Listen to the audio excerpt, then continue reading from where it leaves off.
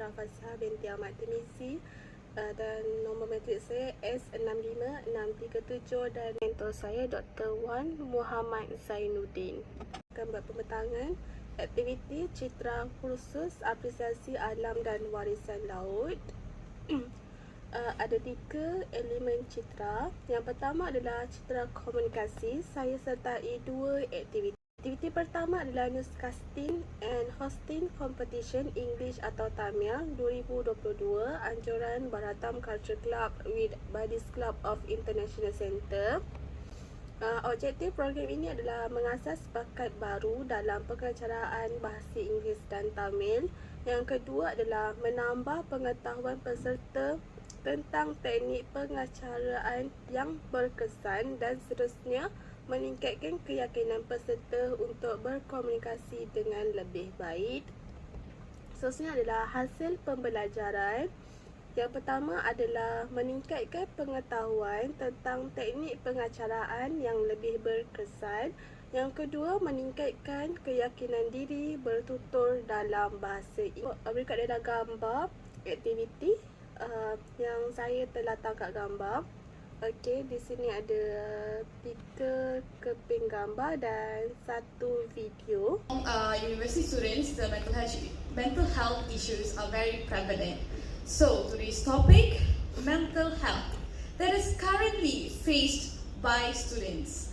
We will address these issues more deeply in our talk today. Program kedua yang saya sertai adalah Bengkel Cegah Jenayah, anjuran Persatuan Seni Silat Cekak Ustaz Hanafi. Program ini dianjurkan pada 13/1/2023, 8 pagi hingga 12 tengah hari. Seterusnya, objektif program ini adalah mengajar teknik-teknik dan alatan yang sesuai untuk melindungi daripada ancaman serangan. Yang kedua, melahirkan kesedaran dan rasa tanggungjawab dalam mencegah jenayah. Hasil pembelajaran meningkatkan pengetahuan tentang teknik pertahanan diri yang lebih berkesan. Yang kedua, peserta lebih berwaspada dengan keadaan sekeliling. Aktiviti yang kami lakukan yang pertama adalah penyelia kelas silat cekak Hanafi, Ustaz Hanafi, menerangkan tentang undang-undang dan juga cara untuk mempertahankan diri. Okey, ada berikut beberapa keping gambar yang telah saya sertakan dan juga video. Kesempatan lagi cepat dia nak bawa awak tempat lain, nak culik dan sebagainya. So apa kena buat? Kalau dia tu agak rendah masuk lebih kurang awak boleh hantuk ke belakang. Tapi kalau dia tinggi, awak rendah, dengan gunakan graviti ni, awak henjuk badan awak ke atas, ke bawah. Okay, and then dapatkan kaki dia, angkat ke atas, ambil salah satu kaki, terus angkat.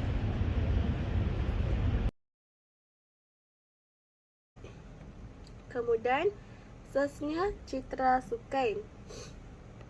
Ada 2 program yang saya sertai. Yang pertama, Kejohanan Sukan Antara Fakulti SAF 2022, anjuran Pusat Sukan dan Rekreasi. Program ini diadakan dari 25 hingga 29 November 2022 di Kompleks Sukan Tengku Muhammad Ismail, Universiti Malaysia Terengganu. Objektif program ini, SAF berperanan sebagai platform pencarian bakat untuk melahirkan atlet-atlet bagi mewakili UMT di waktu akan datang. Yang kedua, SAF juga merupakan wadah bagi membudayakan sukan dalam kalangan mahasiswa, di samping merapatkan lagi ukhuwah serta ikatan kekeluargaan dalam kalangan warga kampus. Hasil pembelajaran meningkatkan pengetahuan tentang teknik permainan yang betul. Yang kedua, mahasiswa lebih berkeyakinan tinggi dalam membuat keputusan. Berikut adalah aktiviti yang saya lakukan, iaitu saya bermain rugby sentuh. Jadi, ada 3 aktiviti yang saya sertakan dan 1 video. Bermain rugby sentuh semasa hari kejadian sebagai wakil fakulti FPEX.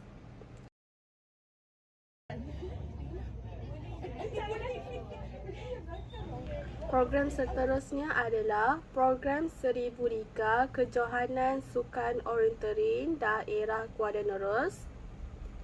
Anjuran ini adalah anjuran Pejabat Belia dan Sukan Daerah Kuala Terengganu atau Kuala Nerus. Kejuaraan ini diadakan di UMT.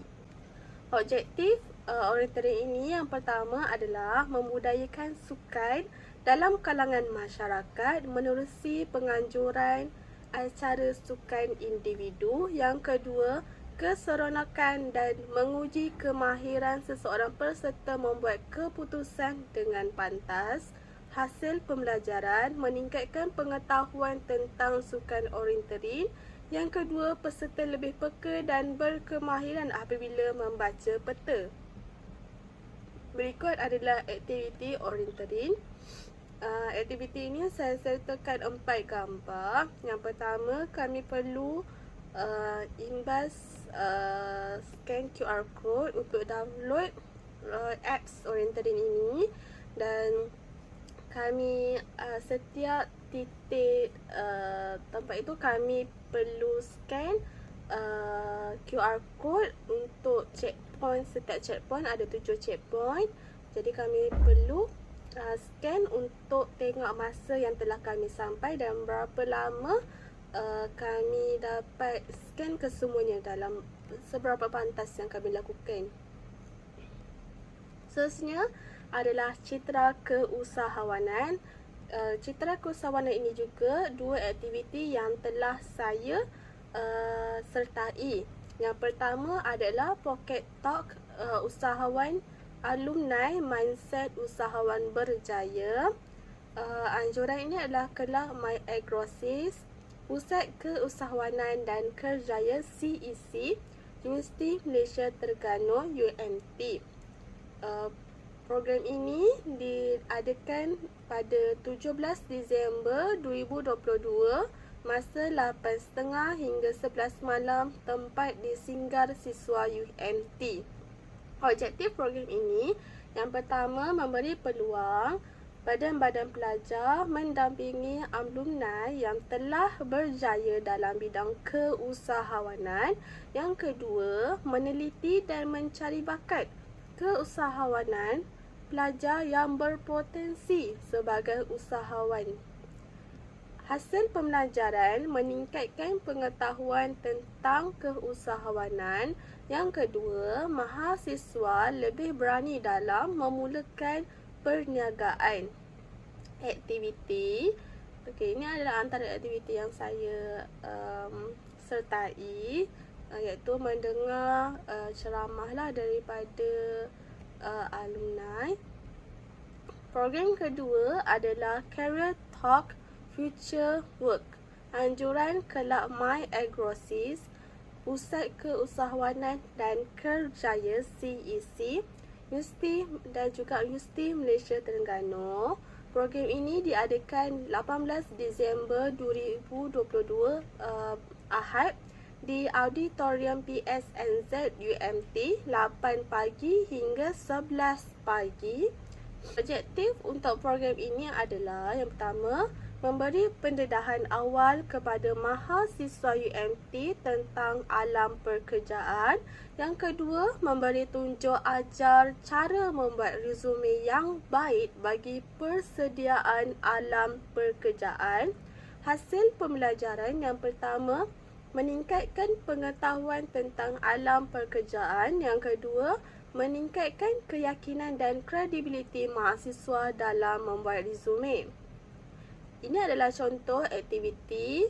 Yang pertama, dia bagi tahu tentang career roadmap, apa kita punya goal kita, dan juga saya sertakan satu video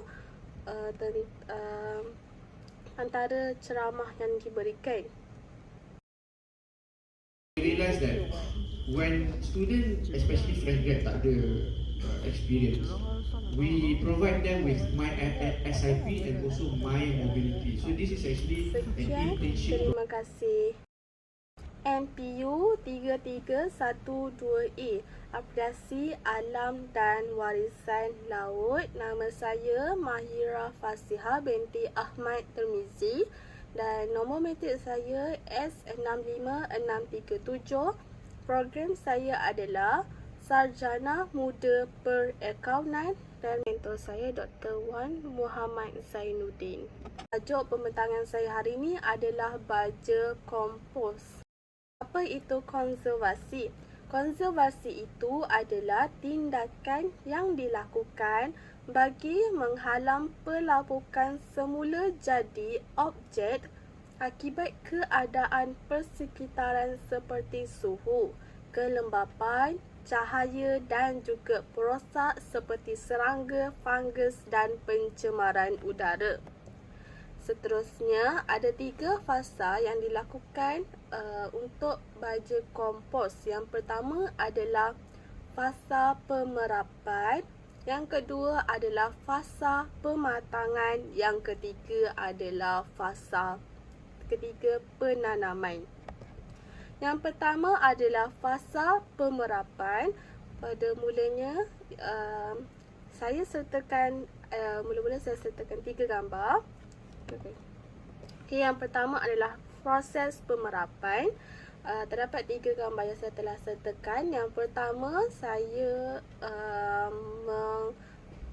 memotong sayur-sayuran yang terbuang, tetapi sayur tersebut mestilah tidak terlalu layu dan tidak bertukar menjadi kelabu dan masih boleh digunakan.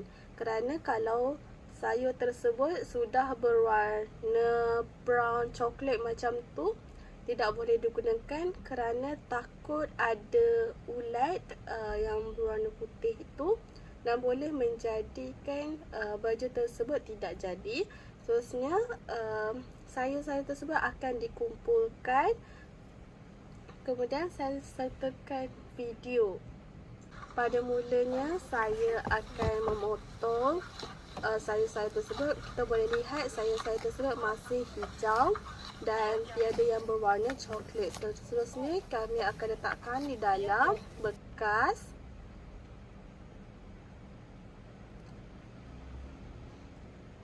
dan sayur tersebut akan dimampat-mampatkan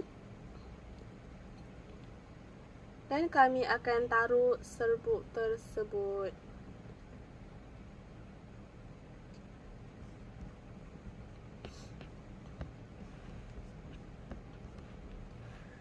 Seterusnya adalah proses pematangan.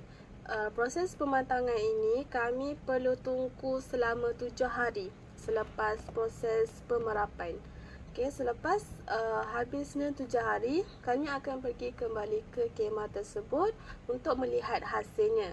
Ini adalah contoh gambar hasil dari proses pemerapan. Okay, baunya agak masam sedikit. Okey, jadi ini dia, saya sertakan gambar. Selepas 7 hari diperap, kemudian kami akan dengarkan sedikit pencerahan daripada penyelia. Kami akan taruh pemerapan tadi itu.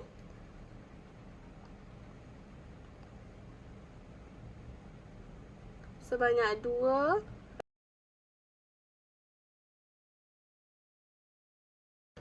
Selepas fasa 2 adalah fasa penanaman. Dia punya nisbah adalah sekam 1, tanah 2 dan kompos 1, kemudian serbuk kayu 1. Penerangan. Yang pertama adalah selepas fasa 2 pematangan, selama 2 minggu akan dapat kompos matang atau baja kompos. Selepas dapat baja kompos, perlu jemur separuh hari di tengah panas untuk bagi dia kering. Kemudian tanah kompos, tanah kompos matang boleh dibuat. Campuran baja untuk tanah kompos adalah kompos plus tanah, sekam, lepas tu serbuk kayu. Nisbah dia adalah 1, nisbah 2, nisbah 1, nisbah 1. Nisbah ini mengikut bekas. Yang keempat, gaulkan sehingga rata akan sedia untuk ditanam pokok. Ini adalah proses kaul tanah yang saya sertakan gambar. Terusnya adalah penanaman. Selepas baja kompos tadi telah dicampur, kita boleh mulakan penanaman.